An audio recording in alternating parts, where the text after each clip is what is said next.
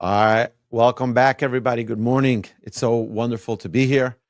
Parshas Vayeishev. Parshas Vayeishev, we see about the story of the brothers and their hatred of Yosef.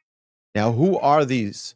Who are these brothers? Who are these tribes? These are the fathers of the nation. 12 holy tribes. Shiftei Kah, the name of Hashem rests upon them. Really, really holy. The children of Jacob. And they are described in our Torah portion in very simple terms. Let's look at chapter 37, verse number 4. Vayiru echov ki oso ohav avihem mikol echov. And the brothers saw that it was he whom their father loved most of all. Vayisnu oso v'lo yochlu dabro l'shalom. So they hated him. They could not speak with him peacefully. There's so many questions to ask. There are so many questions to ask. How is it possible that people so holy can act in a way that seems to us, again, we don't even come close to understanding, this whole Bible criticism generation of arrogance where we're going to criticize Moses and we're going to that's not what we're trying to do here. What we're trying to do is understand, because ma'aseh avos siman labadim. What our sages experienced is a sign for what we will experience. Their challenges are going to be our challenges. So what is going on over here? Why would the Torah tell us in such great detail the flaws, so to speak, of Abraham, Isaac, and Jacob? That's number one. Number two, what in the world is going on over here with the Torah? I mean, the Torah is the document that God gave the Jewish people as our manual for living. Wouldn't you want to hide some of the flaws of the Jewish people? Wouldn't you want to put it aside? You know what? Nobody needs to know that part. Okay? That's the part we don't talk about. But instead, we see that it's out in the open. We see the flaws, potentially, of Abraham, of Isaac, of Jacob, of the tribes, of Moses, of Aaron. We see their flaws. They're out in the open. Why would the Torah not hide it? Why would the Torah not make an exemption? Oh, you're a member of the House or the Senate. We just won't publish the report. Nobody needs to know what you did. Nobody needs to know how you behaved. There's no such exception to the Torah. And we know, we mentioned this previously, there's not either any anonymous sources in the Torah. The Talmud doesn't have ever, well, someone said it, but I can't tell you who. What's going on over here? Why is the Torah including this? Sages tell us something which is so important. It's you see, what is the essence of all of the Torah? Everything that we have in the Torah has one fundamental principle that rides through it all. Here we go. Honesty. We want the truth. That's it. Don't give me nice. Don't give me beautiful. Give me truthful. Give me honesty. The Torah says, listen to what Rashi says. Mitoch gnusam lomadnu shivcham. From their degradation, so to speak, of our tribes, we see their greatness. Shelo dibru eichos befeh ve'echad belev. They weren't two-faced. They weren't two-faced. You know what the Torah tells us? Chanufa. What is chanufa? Chanufa is when someone is a flatterer. I want something from you, but I really hate you, but I need you. So I'm going to say something nice just so that I can curry favor with you, get what I want, but then turn around and stab you in the back. Like, as we mentioned, politicians do this professionally, right? They tell you whatever you want to hear. Yeah, we're going to fix the roads. Yeah, we're going to take away all of the extra spending from the government. We're going to tighten up the ship. Just give us money. Just give us money. They go into office and what happens? Nothing happens. They don't even know you're who. I'm sorry, what? And when they're running for election again, this the Mishnah tells us. The Mishnah was written 2,000 years ago. The Mishnah tells us this is what's going to happen. Because we're not living in a truthful world. The Torah is a truthful world where it's not hidden the flaws of our ancestors. Now, again, we have to, with trepidation, we have to say even those words, flaws. Who are we to start criticizing? But we look at what our sages tell us. There was one incredible virtue that is taught to us in this Mishnah, in this Parsha. And that is, there's no being two-faced. There's no being two-faced. If you like something, don't make believe you don't. And if you don't like something, don't make believe you do. Oh, does that mean I have to go and start criticizing every person around me? Because I don't like the clothes they're wearing, and I don't like the words they're using, and I don't like their political leanings, and I don't like who they voted for, and I don't like the way their front lawn looks. No, that's not our business. It's not our business. The Torah, though, tells us you can't live two-faced. What is Hashem? Echad. Hashem Elokeinu, Hashem Echad. Hashem is one. Hashem isn't two. Hashem doesn't have two faces. When Hashem is happy, we know He's happy. When Hashem is not happy, we know Hashem is not happy. There's no two-faced. I'm really upset, but I'm going to show you as if I'm not upset. Or I'm really happy, but I'm going to make... That's not... That we don't work like that.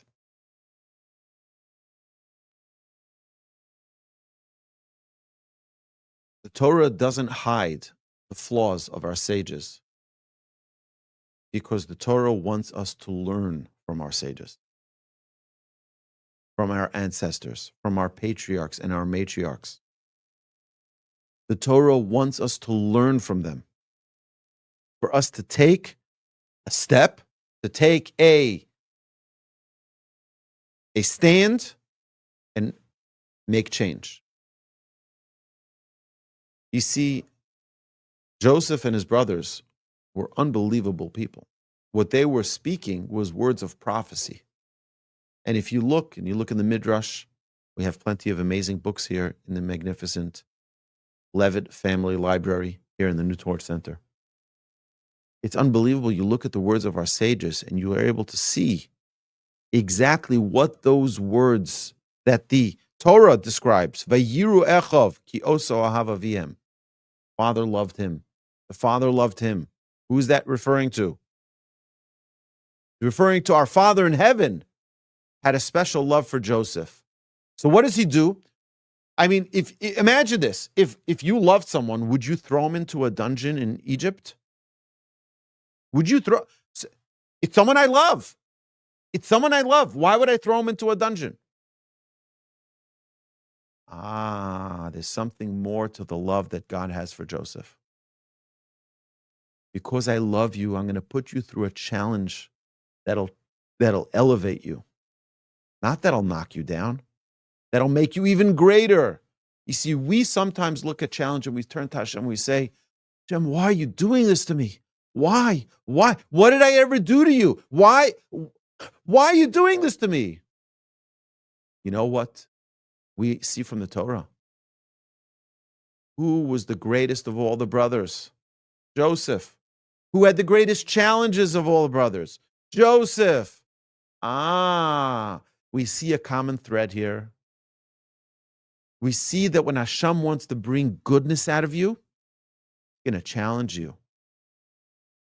Anybody who's ever been a teacher, a school teacher, you'll have different levels of intelligence among your students.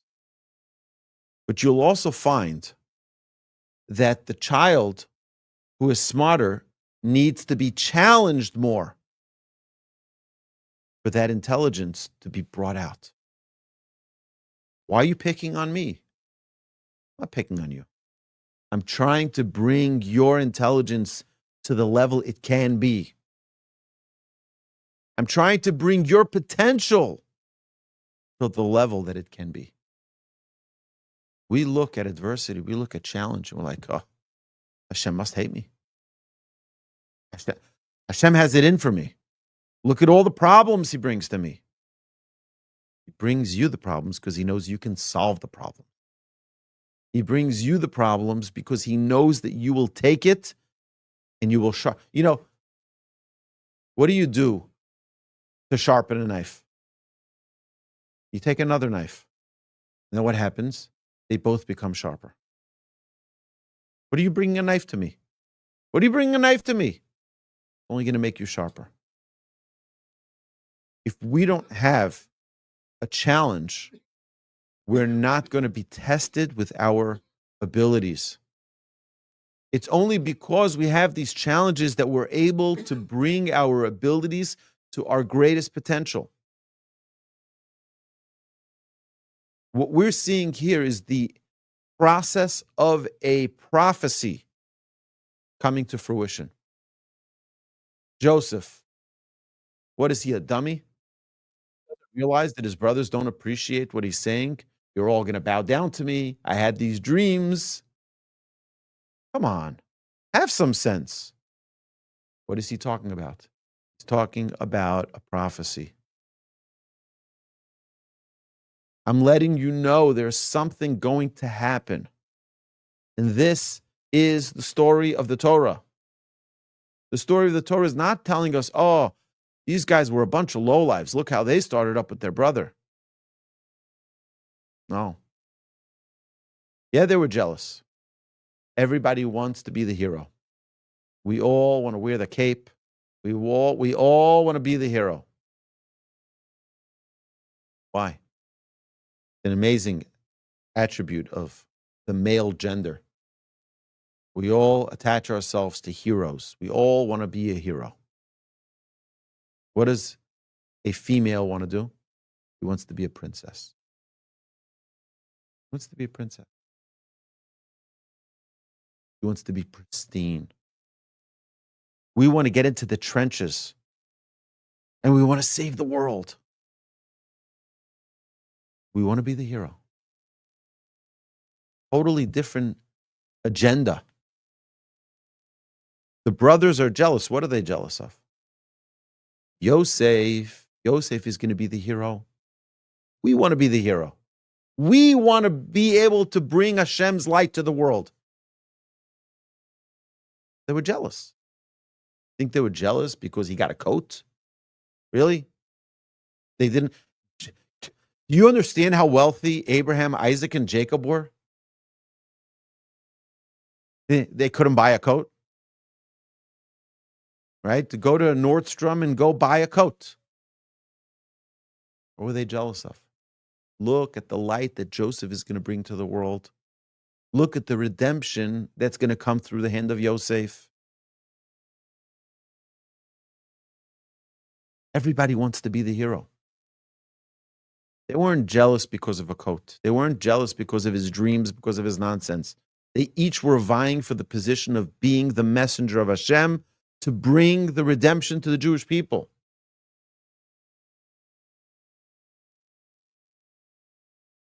We see that our sages guide us through the words of the Torah to learn, to grow, to connect on a higher level. We see that the sages teach us how Judah, the other tribes, later in this week's Parsha, it says, Vayered Yehuda. Judah went down. He descended. What does it mean he descended? Where did he go down? Spiritually, he went down. Why? Because he caused his father pain. There's a reward and punishment. Let's understand, there's a bunch of important things here. Number one, we don't hide the truth. Has to be a right way to present it. But you don't hide the truth. We're not two-faced. The Torah is very, very, very clear. This is Joseph. These are his brothers. These are the mistakes they made. And we have to learn to not be two-faced about it. You know, the Torah says a very important mitzvah. Lo sonu ishes amisecha. Do not cause pain to your fellow. Do not cause pain. So if anybody doesn't like the color of someone else's shirt, you don't go over to them and say, no, that's an ugly shirt. That's not the way we talk. It'll make someone feel bad. I told you before I started wearing only white shirts, there's a reason I started wearing only white shirts, because you can match any tie with it. I was very bad at matching shirts and ties and jacket. It was terrible. So I asked my daughter, she was about 6 years old. I asked her, I said, does this match? This is a clever girl. She didn't say, no, it doesn't match. She says, come, let me find a tie that matches better. So if someone says, do you like my shirt? Let me find a shirt that matches a little better, that looks a little better. We don't have to hurt somebody. We don't have to harm them, harm their feelings. But also we see that there is reward and punishment. Our actions have reactions. And there's an accountability for everything that we do. The good things that we do will be rewarded in the most incredible way. And the unfortunate things that we do will also have their result.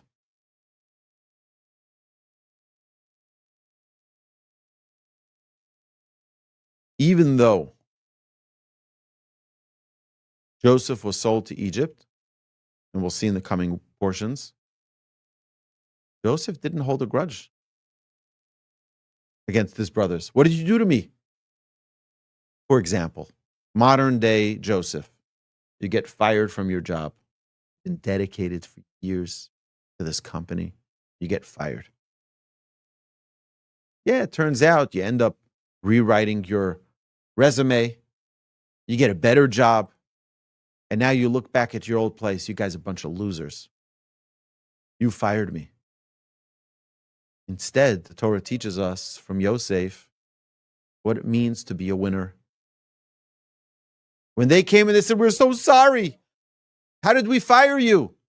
How did we sell you to Egypt? He says, no, it wasn't you. It was Hashem. It wasn't you. Someone fired you from your job, have gratitude. That propelled you to your next step. Be thankful. Don't be hateful. Realize that there's a big picture and they're playing an essential role in that big picture of your life. My dear friends, let's take the Parsha and learn it and understand it. Read through it. I'm telling you, it's a mesmerizing story. And there's so many lessons. Look in the commentaries. I highly recommend. I use the Schottenstein Interlinear Chumash, where every word is translated beneath it. Right, the line right beneath it, you see the translation for each word. Or you can use the Stone Edition Chumash. But on the bottom, there are all these beautiful commentaries that explain every word so beautifully. They explain the concept, what's really going on behind the scenes. Utilize the time that we have on this earth to learn, to enhance our lives, to fill our mind, our body, our soul with as much Torah as possible. Amen. Have a beautiful Shabbos, my dear.